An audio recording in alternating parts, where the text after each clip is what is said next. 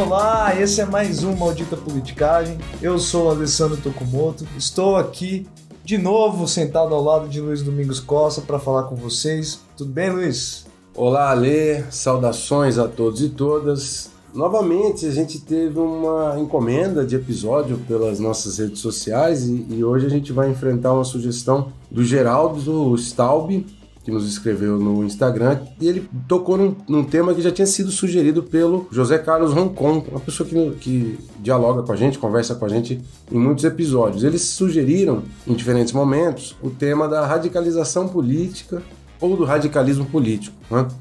E foi um desafio, porque a gente teve que preparar sem ter colocado no nosso horizonte, mas acho que pode ser uma discussão interessante, inclusive para eles debaterem depois que o episódio estiver pronto e eles derem o seu palpite, a sua opinião nas nossas redes sociais. Lembrando que a gente está agora no Twitter, nos sigam e acompanhem o que a gente vai colocar por lá, @mpoliticagem. Luiz, então, para iniciar esse tema da radicalização política, em pesquisa recente da Ipsos, 62% dos brasileiros afirmaram que o país está, sim, mais polarizado politicamente. A média é muito superior aos outros 26 países da pesquisa. Então é esse o tema que nós vamos mergulhar aqui sobre a radicalização no país, né? E no episódio de hoje nós vamos contar com a participação da Michele Prado, que é uma pesquisadora brasileira dedicada a estudar os movimentos de direita no Brasil. Já há muitos anos ela desenvolve essas pesquisas, tanto no âmbito internacional quanto no âmbito nacional. Ela participa de grupos de internet que discutem esses temas e tem sido muito entrevistada em muitos canais, em muitos debates. Ela está presente e a gente agradece muito a participação dela no episódio de hoje também. A sequência dos blocos continua mais ou menos como a forma tradicional. No primeiro bloco a gente vai fazer uma definição do conceito de radicalização política. No bloco 2 a gente vai traçar várias discussões e no bloco 3 a gente tenta abordar outras estratégias de memorização dos conceitos e do aprendizado que a gente tenta estabelecer aqui. Continue com a gente.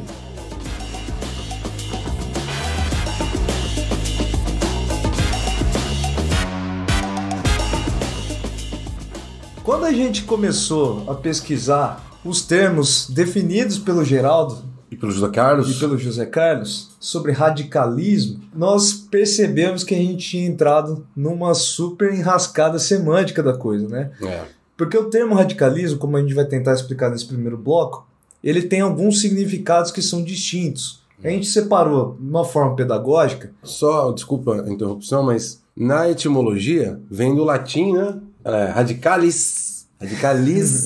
Como se fosse o Mussum falando isso, radicalis, que significa relativo à raiz, né?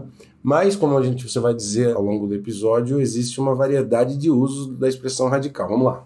Então, o radicalismo político, se vocês tentarem pesquisar em outras línguas, como no inglês, no Google, vocês vão ver que a utilização mais frequente do radicalismo é o entendimento como se fosse uma vertente, uma variante do liberalismo, um tipo de ideologia à parte. É uma doutrina filosófica representada nas figuras, principalmente na filosofia inglesa, do John Stuart Mill e do Bentham. Essa ideia política se concretiza mais ou menos ali, se consolida mais ou menos entre o século XVIII e XIX, onde existe uma corrente dos liberais que luta pela democracia e pelo republicanismo. De modo radical significa assim, rejeitar, se é que eu entendi, rejeitar qualquer elemento da sociedade aristocrática, né? Isso. Então, 3 pontos para vocês gravarem, né? Radicalismo político como um tipo de ideia ou ideologia significa essa rejeição dos privilégios aristocráticos. Segundo, a luta pelo sufrágio universal, igualdade de direitos. E terceiro, a laicidade do Estado também. Então é como se fosse pegar os elementos principais do liberalismo político, não econômico, e tentar lutar por eles, uma forma de republicanismo também. Tanto que hoje, né, na Argentina e em alguns países ainda existem partidos considerados radicais, não radicais no sentido de do adjetivo, radicalismo à la senso comum, né? Mas radicalismo como essa vertente, essa doutrina que nós estamos falando. Nesses países que você falou, na França e na Inglaterra, essas correntes políticas foram muito famosas, tradicionais nesse período 18, século XIX. Na Inglaterra, os jacobinos eram vistos como radicais. França, né? Na França, perdão. E na Inglaterra, existia uma espécie de corrente dentro dos Whigs, que era o Partido Liberal. Uma corrente, então, essas doutrinas filosóficas tinham seu rebatimento, a sua manifestação no mundo político prático, né? O Partido Republicano Brasileiro, do começo do século XX, se identificava com o radicalismo, e a União Cívica Radical Argentina, um dos maiores partidos da Argentina, também, como o nome diz já, é um partido que se identifica com essa doutrina filosófica. Beleza. Então, se eu entendi, o radicalismo na origem é uma ideia de democracia radical, né? Acabar com os privilégios, sufrágio, direitos políticos iguais e assim por diante. Mas no senso comum, hoje quando a gente usa essa expressão no mundo político, a coisa não tem essa carga. A gente simplesmente se refere a alguém como radical quando a pessoa é intransigente, né? Quando ela vai na essência de qualquer coisa. Então, se a pessoa é ambientalista radical, ela rejeita qualquer produto que venha da exploração e do desmatamento, etc. É possível ver esse tipo de posição. Então, o extremismo, segundo o dicionário do Norberto Bobbio, né, importante autor italiano, vai citar novamente 3 regras para a gente definir o que é extremismo, para a gente fechar esse bloco. Pode ser, Luiz? Claro, claro. Então, extremismo quer dizer, o extremo político quer dizer recusar regras do jogo, as regras vigentes do jogo, recusa da gradualidade, ou seja, quer ir direto ao ponto, e uma repulsa à negociação, ou seja, uma negação do mundo político tradicional como um todo. Então, o extremismo, para a gente fechar, significa o contrário de moderação, de uma forma direta. Isso. Certo. Beleza, gente?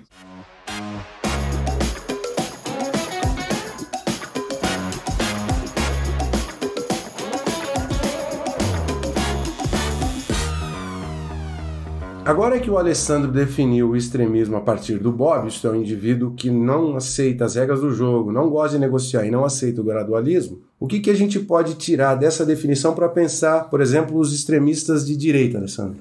O Bobbio vai dizer que o extremismo de direita é um tipo de emanação direta de classes e categorias sujeitas a uma repentina perda de status e de condição.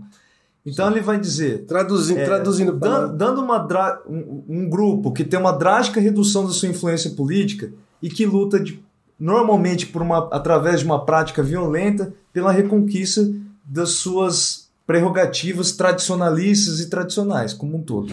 Então, se a gente para pensar essa descrição do Bobbio, claramente ela está narrando a experiência fascista, né? Certo. Ela é um grupo de pessoas que seguem um líder, que colocam acima de tudo uma espécie de orgulho nacional, de luta pelo retorno da glória, retorno do orgulho nacional, e tem como sua prática principal a violência, a força, a ordem, né? Certo. Então a descrição do Bobbio parece ser um tanto quanto eurocêntrica nesse caso aqui, né? Sim, sim. Por outro lado, o extremismo de esquerda, eu imagino que tem um outro significado. O extremismo de esquerda normalmente é uma posição a favor da superação das classes, né, no contrário desse de direita, e a extinção das classes é o objetivo fundamental e que para esse objetivo não se deve respeitar as regras, negociação. Portanto, normalmente aqui é a perspectiva da esquerda revolucionária, né? A gente pode fazer um exercício aqui, não mais associado tanto com os difíceis conceitos, né, de uma forma mais livre, né, sobre o tema que o ouvinte levantou de fato, né, o extremismo político como um todo, né? Posso fazer um questionamento com você? Você aceita vamos lá. Esse desafio? Então vai, só de carteirinha, sem explicação, rápido. Tá. Quando eu perguntar para você, eu quero que você fale o primeiro indivíduo que vem na tua cabeça, tá? Tá bom. Extremo de direita. Bolsonaro. Extremista de esquerda. Boulos. No Brasil, sei lá, seria... A extrema esquerda no Brasil ela é extremamente enfraquecida. Talvez por isso a gente não se lembra de um líder. Mas eu tenho uma sugestão para a extrema esquerda, só para figurar nos exemplos. Talvez Hugo Chávez, né? Super anti-status quo, super anti-sistema, a esquerda, independente dos gostos. Trator nas regras. É uma esquerda extremista.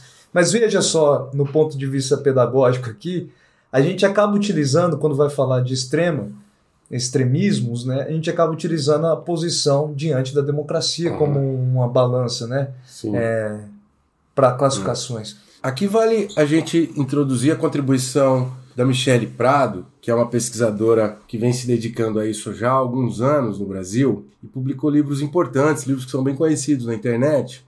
Ela também participa muito dos debates no Twitter, enfim. O primeiro livro se chama Tempestade Ideológica, o Bolsonarismo, a Alt-Right e o Populismo iliberal no Brasil. E agora, mais recentemente, um segundo livro que se chama Red Pill, Radicalização e Extremismo em nome de Deus, dos homens e da liberdade. A Michele falou com a gente e contribui nessa distinção entre extrema-direita e direita radical. Vamos ouvi-la. A extrema-direita, em geral, apresenta algumas características assim, muito evidentes, que é o nativismo, essa é uma delas. O autoritarismo é bastante evidente também. A ordem que eles preferem é uma ordem autocrática, centralizada, não necessariamente ligada a alguma religião, mas tem correntes de extrema-direita que pedem e que o objetivo é que se volte uma ordem submetida à ordem da Igreja Católica, né, ao poder da Igreja Católica de Roma, né, a Igreja Católica Romana. Eles são territorialistas, né, bastante. Eu não gostaria de usar a palavra xenófobo, porque o xenófobo eu acho que esvazia um pouco o conceito que eles têm. Mas, assim, é um pensamento de superioridade étnica, que geralmente a extrema-direita apresenta em relação a outros povos, né? Então, xenófobo não seria a palavra ideal para poder utilizar aqui. Mas eles apresentam nativismo, autoritarismo, nacionalismo exacerbado. Eventualmente, eles apresentam uma interseção entre crenças religiosas e a identidade do país relacionado a essa religião, né? É o caso, por exemplo, de Modi na Índia, que é um governo de extrema-direita, onde ele associa a identidade da nação ao hinduísmo. E aí ele relega os outros grupos religiosos, que são minoritários, a cidadãos de segunda classe, que, na verdade, o próprio hinduísmo faz isso. A diferença entre a direita radical e a extrema-direita é só em graduação. No fundo, a maior parte dessas correntes, desses grupos que estão dentro dessas correntes, eles acreditam, têm as mesmas ideias, têm as mesmas crenças. Só que a direita radical não parte para uma ação de ruptura, enquanto a extrema-direita tem objetivamente como foco a ruptura com o modelo, com o sistema no qual esses pontos de direitos humanos, proteção às minorias, liberdade religiosa, a imprensa livre, separação dos poderes, esses pontos todos precisam ser derrubados. A extrema-direita pensa dessa maneira, né? Enquanto a direita radical tenta modificar desde dentro, mas não tenta acabar com o modelo de democracia liberal, que é o consenso do pós-guerra. O radicalismo democrático, na teoria, é uma teoria presente muito forte atualmente, é a ideia de uma democracia participativa, de uma democracia que não se limite à democracia representativa. Então, o radicalismo democrático hoje, na filosofia, mas também em muitos movimentos sociais, significa superar o consenso limitador da democracia representativa. Mas aí veja que engraçado, né? A gente foi pro extremismo e voltou pro radicalismo quase no seu termo original agora. Que é mais ou menos de origem inglesa e francesa. Esse radicalismo democrático é exatamente o radicalismo como uma espécie de doutrina, né? É isso. Republicana.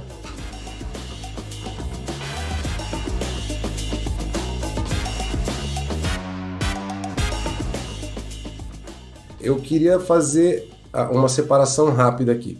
Se é possível a gente organizar um pouco, há uma diferença sutil entre ser radical e ser extremista. O radicalismo político se define pela busca de uma determinada essência, da raiz de uma determinada ideia. Então, o radical democrata, ele não aceita a democracia representativa, como a gente disse, né? O radical de esquerda, ele não aceita a existência das classes. Então, tem uma ideia de fundo, tem um conteúdo muito forte. O extremista diz talvez mais respeito ao método e à forma de negociação política, que ele normalmente rejeita a negociação, as regras, o gradualismo. Agora vem a pergunta de $1 bilhão.